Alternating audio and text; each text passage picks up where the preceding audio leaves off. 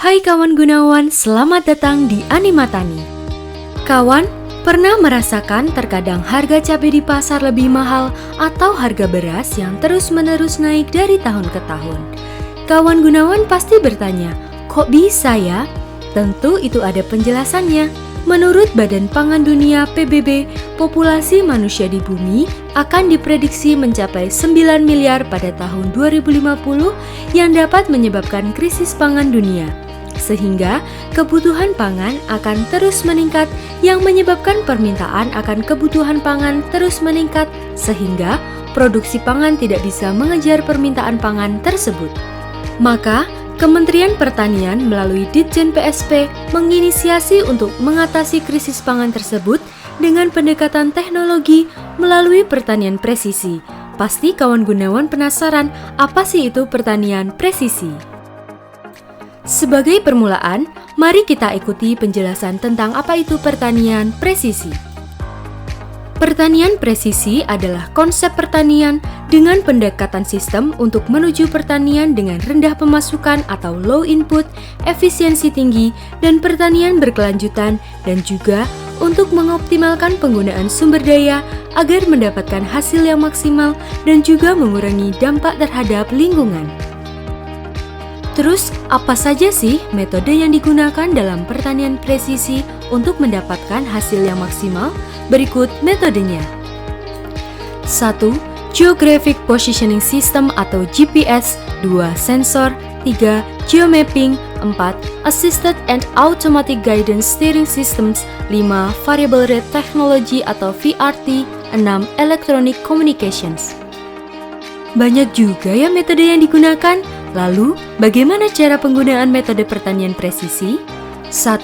Geographic Positioning System atau GPS dengan cara merekam lahan, memetakan lahan, letak dan posisi lahan, serta ruas-ruas atau alur lahan. 2. Sensor.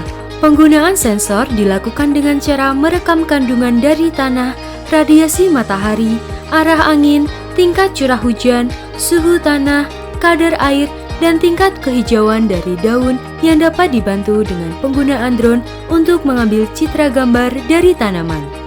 3. Geomapping. Penggunaan geomapping dilakukan dengan pemetaan lahan menggunakan data yang telah dikumpulkan, selanjutnya dibuat peta panen, peta penanaman, dan peta kesuburan tanah. 4. Assisted and Automatic Guidance Steering Systems. Penggunaannya dapat dilakukan dengan menggunakan drone dan traktor yang dipasang sensor kendali otomatis. 5. Variable Rate Technology atau VRT.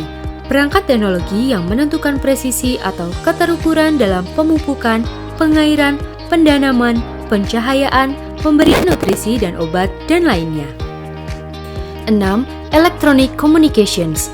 Penggunaan dilakukan dengan menggunakan handy-talkie atau HT, pemasok, ahli agronomi, dan pemangku kepentingan lainnya. Keren-keren ya metodenya. Terus, apa saja keuntungan dari penggunaan pertanian presisi? 1. Untuk menurunkan angka pengeluaran produksi dan memberikan hasil yang berkualitas dari hasil panen.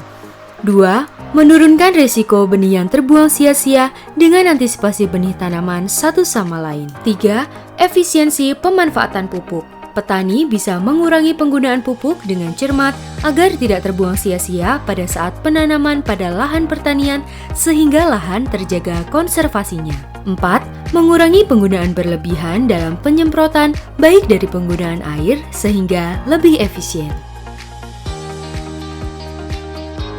Pertanian presisi mengurangi tekanan pada pertanian untuk lingkungan dengan meningkatkan efisiensi mesin dan menggunakannya.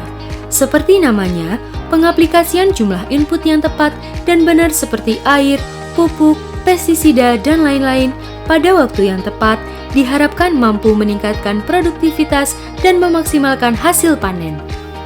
Maka, Kementerian Pertanian mengharapkan pertanian presisi dapat diimplementasikan secara luas di Indonesia dan mendukung berkembangnya industri 4.0 sehingga tercapai pertanian yang maju, mandiri, dan modern. Pemerintah hadir mendorong petani sejahtera.